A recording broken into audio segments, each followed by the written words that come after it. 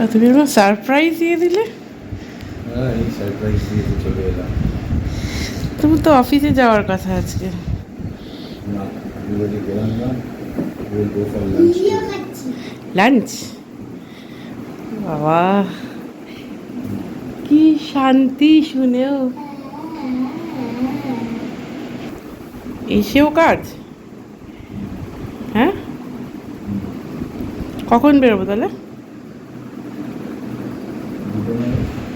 দুটো? কেমন আছো সবাই? আশা করি সবাই খুব ভালো এবং সুস্থ আছো। আমরাও ঠিক আছি।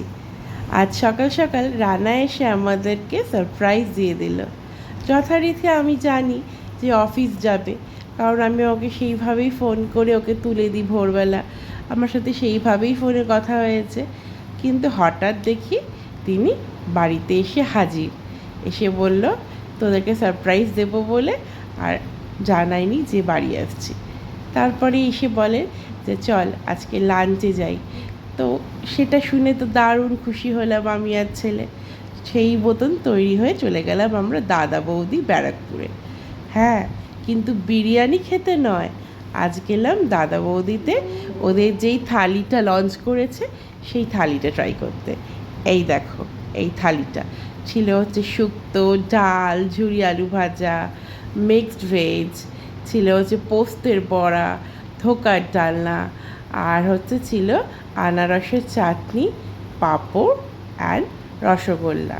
এইটা ওদের বেসিক থালি, ভেজ থালি। তার সাথে তুমি ফিশ, মাটন, চিকেন কিছু না কিছু নিতেই পারো।